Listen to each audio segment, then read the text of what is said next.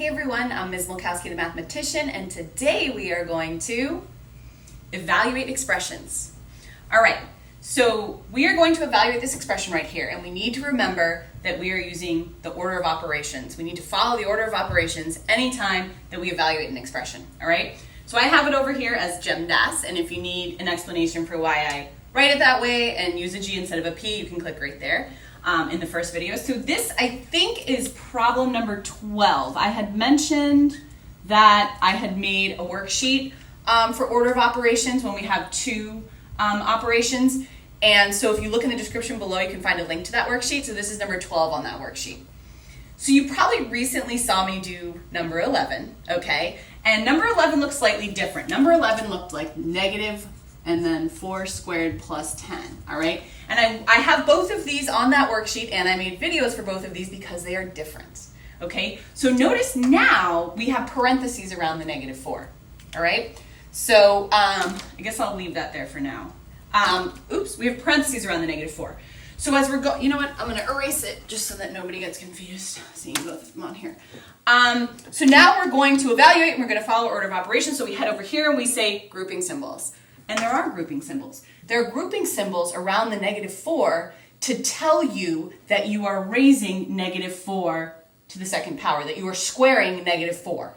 You are not squaring 4 and then making it negative. You are squaring this quantity, right? Because when we have something raised to a power, like let's say I have 2 squared, that means the base is repeatedly multiplied however many times this says. So 2 means it's done twice. So this is 2 times 2, right? So what it's trying to tell you is that this is the base, okay? So we are repeatedly multiplying negative 4 twice because it's squared. If it were to the third, we would do it 3 times, right?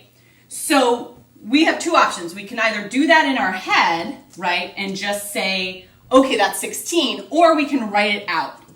What that means is negative 4 times negative 4, right? And then we have plus 10, okay? So I don't care if you go the next step I'm about to write. I don't care if you go from the first step to this step or if you want to write that step out. Sometimes this can be helpful, okay? Especially when we get to something like, you know, x plus 1 squared or, you know, something like that. Writing it out this way, that this is what this means, okay? All right, so let's evaluate that first. Okay, so negative 4 times negative 4 is positive 16. And then plus 10. And now we're done. This is the last step, okay? 16 plus 10, okay, is just going to be 26, okay? I'll put that around like this, okay?